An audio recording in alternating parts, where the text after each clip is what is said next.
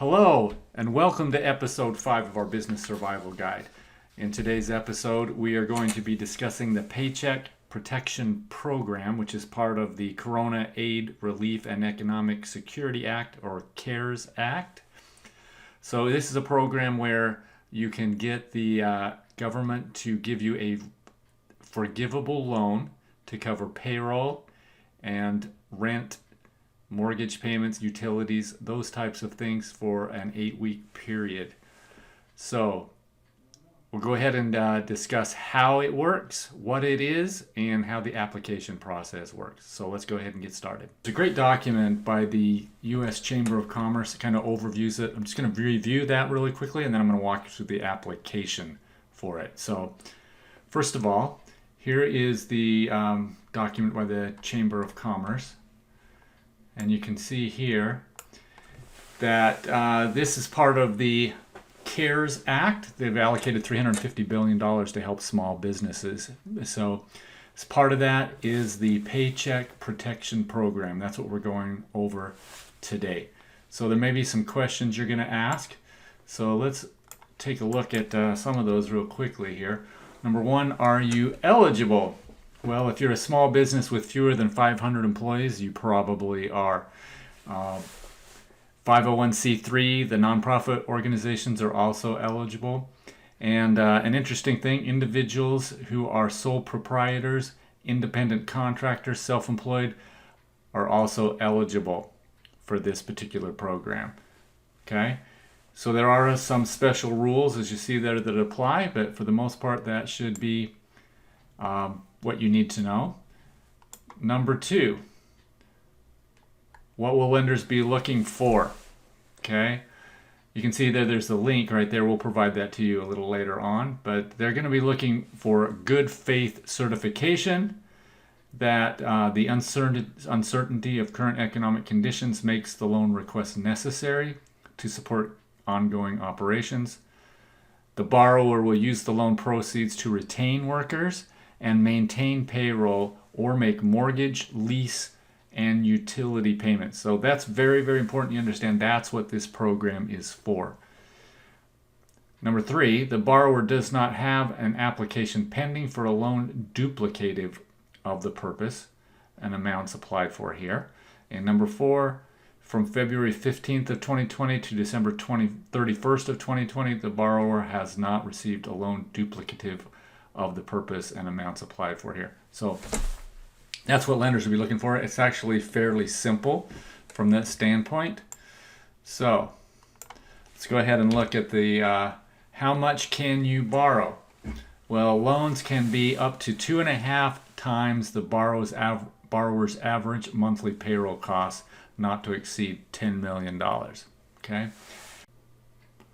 So the way you calculate that is you take the average total monthly payroll costs incurred for the year prior to the loan date. So that would be for 2019. Or if you are not in operation in 2019, it's the average total monthly payroll costs incurred for January and February of 2020. So you figure out what that number is, and your loan amount would be 2.5 times that number. Now there are some exclusions basically for people who are either making over $100,000. There's part of it would be excluded, or if they're out of the country, there's some exclusions. But you can see those in this document and in the application. Will this loan be forgiven? And if so, how much? So here's the information on that. Okay, the borrower is eligible for loan forgiveness equal to the amount the borrower spent on the following items during the 8-week period beginning on the date of the origination of the loan. Well, the first date you can apply for this loan is April 3rd. So you might want to be on the front end of that as much as possible. So what can be forgiven? Payroll costs, using the same definition as before. Interest on mortgage obligations incurred, rent on a leasing agreement, payments on utilities, and for tipped employees, additional wages paid to those employees. So those are the things that can be forgiven for that 8-week period. keep that in mind. This money cannot be used for other purposes or it will not be forgiven. And you also may be subject to fraud charges. So be very careful about that. Okay. One important caveat here in this note. The government is advising that no more than 25% of the forgiven amount may be for non-payroll costs. Okay, so you should try to expect to use 75% of whatever you borrow at least for payroll costs and the rest for rent or other things. Okay, they do have provisions for how they could reduce your forgiveness. So make sure you're aware of those so you don't get caught off guard and not get this forgiven. Okay. You do need to keep your employees for this to work. And if you've already let employees go, they have a provision where you can restore those wages and rehire those employees and use this money for that. So those are the basics of what the program is. Now let's take a look at the application. Okay, this is the actual application that you will fill out for the Paycheck Protection Program. So you'll notice if you're a nonprofit or independent contractor, self-employed, you'll need to check a box up there.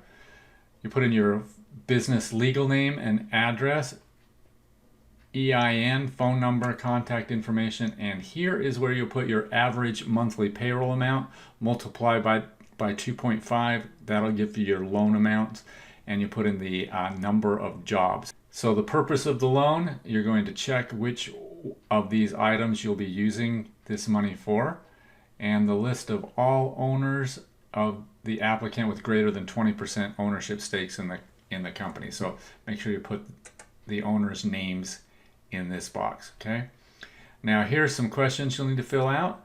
Notice that if question 1 or 2 is yes, you will not be approved. So makes it pretty easy. If you can't get past those 2, you don't need to apply. Make sure you can answer those. And then you'll see question 3. Is the business or any other owner an owner of any other business or have common management with any other business? Has the business, number 4, has the business received an SBA economic injury disaster loan between January 31, 2020 and April 3rd, 2020. That's an additional program. Maybe we'll have another video about that, but you can check that box there. Question number 5, are you presently subject to an indictment, criminal information, arraignment? Answer that question.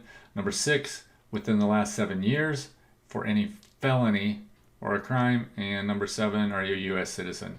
Okay. Those are the questions. And then on the next page are the representations and authorizations. So basically you represent that you've read this application, you comply, you agree, you're not engaged in the illegal activities, all of those wonderful things.